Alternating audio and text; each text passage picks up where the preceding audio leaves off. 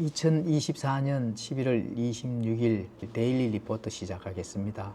오늘은 바깥 날씨가 매우 추워서 성도 여러분 몸 건강, 감기 조심하시고 따뜻한 차를 많이 좀 마시기를 바랍니다. 저도 추워서 커피 대신 이 건강차, 따뜻한 차 한 잔 마시고 있습니다. 이 따뜻한 차 한 잔 마시고 데일리 리포트 하도록 하겠습니다. 오늘의 데일리 리포트 주제는 구약시대 사람은 어떻게 구원을 받는가, 이런 주제를 가지고 나누어 보고자 합니다. 제가 왜 이 주제를 가지고 왔냐 하면은 어저께 몇몇 동영상을 보다가 동영상이 올라왔길래 보게 되었습니다.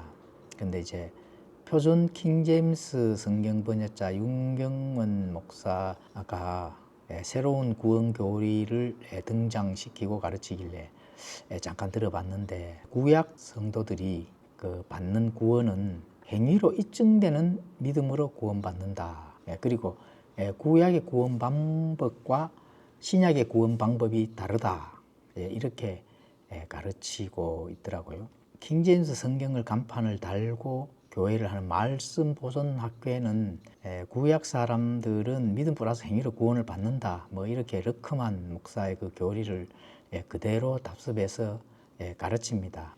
뭐 어제 오늘 일이 아니니까 그거는 이제 그렇고요. 자, 표준 킹제임스 성경의 윤경원 목사는 믿음 플러스 행위 이렇게 하니까 조금 어색하고 눈치가 보였던지 그 행위로 입증이 되는 믿음이 돼야 된다. 그래야 이제 구원을 받을 수가 있다. 이렇게 이제 가르치는데, 자, 이것은 결국은 믿음 플러스 행위입니다. 믿음 플러스 행위나 마찬가지로 생각을 해야 될 것 같습니다.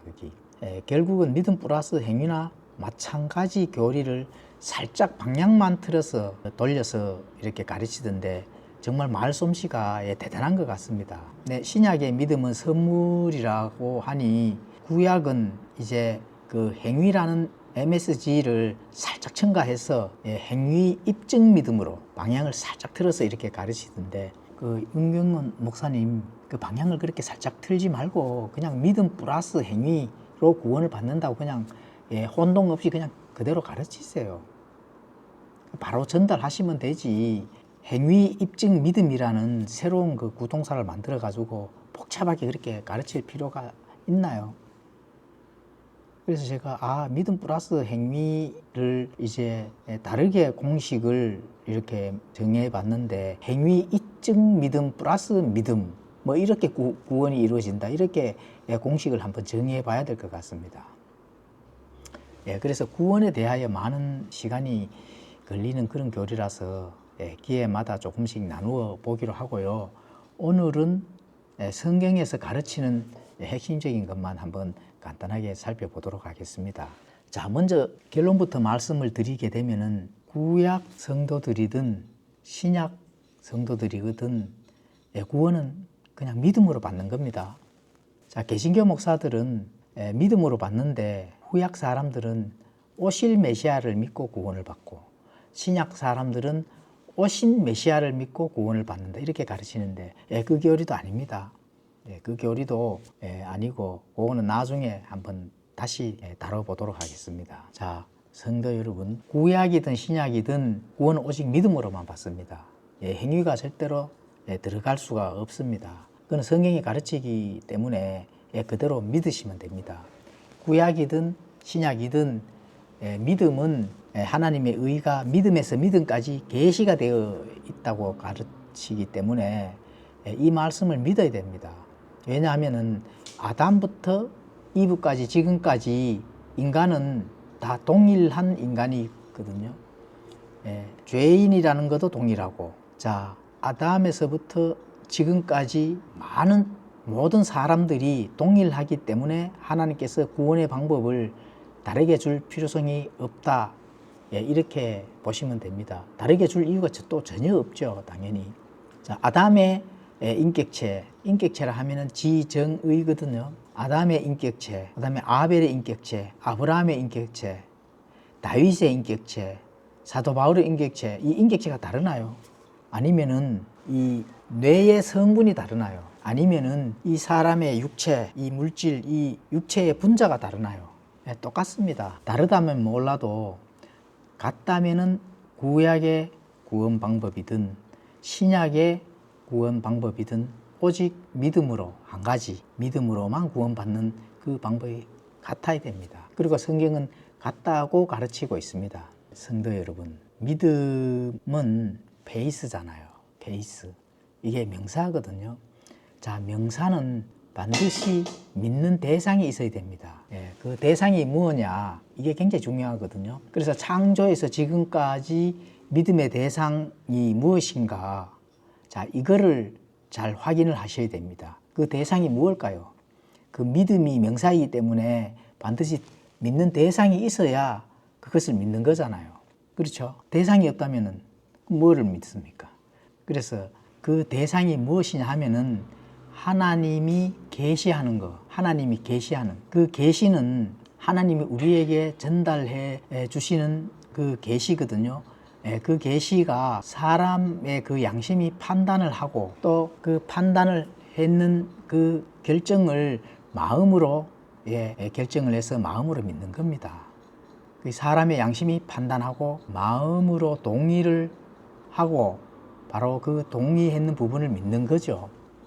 그러니까 그 베이스라는 명사를 believe 하는 겁니다. 바로. 그래 양심이 판단하고 마음으로 믿는 것은 그게 내적 지정의 의지이지 외적 행위가 될 수가 없는 거죠. 그래서 구약에서도 내적 의지가 결정된 이 믿음으로 구원을 받는 겁니다. 자, 그러면은 아브라함의 한 믿음을 볼까요? 창세기 15장 5절에서 6절에 보면은 자, 아브라함이 이 믿음으로 구원을 받는 그 말씀이 나옵니다.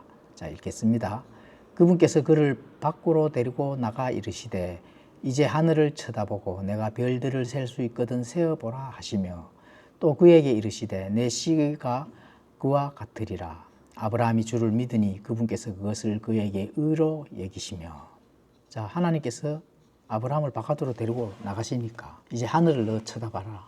저 별들이 셀 수 있으면 너가 한번 세어보거라. 저 별들과 같이 내 씨가 그러하리라.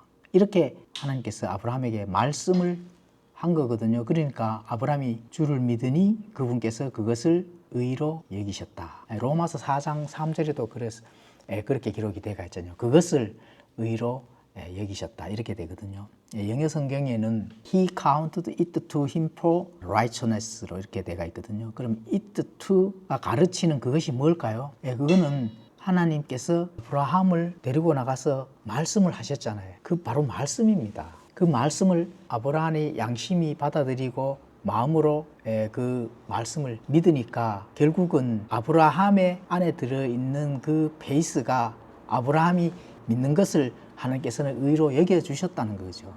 아브라함 양심이 판단하고 마음에 심은 그 말씀을 가리키는 거죠. 그 아브라함이 소유한 바로 하나님의 말씀이라는 겁니다. 아브라함이 소유한 그 하나님의 말씀. 그래서 그것을 의로 인정을 해준 거죠. 그리고 그 주체는 뭐예요? 그 말씀이죠, 주체는. 그 창세기 22장에 아브라함이 이삭을 바친 행위가 나오잖아요. 그거는 믿음을 재확인하신 거죠. 그렇죠. 그래서 아브라함은 그 하나님의 말씀을 믿고 구원을 받은 겁니다. 무슨 말씀요? 내 씨가 그와 같으리라. 그 말씀을 믿은 겁니다. 자, 신약을 보겠습니다. 신약도. 신약의 베이스도 구약과 동일합니다. 예수님이 십자가에서 우리의 죄들로 인해 죽으시고 묻히시고 성경 기록대로 부활하셨다는 그 사실을 양심이 판단을 해서 마음으로 믿는 것입니다. 이게 무슨 믿음이에요? 내적 의지로 결정된 믿음이라는 거죠. 외적으로 무슨 행위를 한 거 있습니까? 없잖아요. 그래서 이 신약도 이 믿음이 필요하고 이 믿음으로 바로 구원을 받는 겁니다. 그러면은 내적 의지, 이게 굉장히 중요한 거죠. 자, 이 개신교의 칼빈의 교리처럼 의지까지, 내적 의지까지 상실하여 하나님이 살려줘야 믿을 수 있다면 그 사람의 영이 뭐 죽은 것은 당연한 거고 그 양심까지 죽었다고 이렇게 보는 거잖아요. 하나님이 그 죽은 양심을 살려서 믿도록 해야 되니까. 맞죠? 성도 여러분, 구약이든 신약이든 내 양심이 판단할 수 있는 내적 지정의 의지가 굉장히 중요한 겁니다. 그래서 그 대상은 구약이든 신약이든 한 하나님이신 하나님의 말씀이거든요. 하나님 입에서 나오신 그 말씀은 하나이기 때문에 그 말씀을 믿고 구원을 받은 겁니다. 그 말씀을 통해서 하나님께서 그 믿는 그 믿음을 의로 여겨준다는 거죠. 그게 행위가 필요 없는 겁니다. 내적 의지에 결정된 그 믿음이 하나님께서는 필요한 거죠. 그래서 예수님과 십자가의 그 사건 당일날 내가 예수님과 함께 못을 박혀서 죽지 않는 이상은 그 기록된 말씀을 내가 받아들이고 마음으로 그것을 믿는다면은 구원을 받는 겁니다. 그러니까 구약이나 신약이나 구원 받는 방법은 어떻다고요? 동일합니다.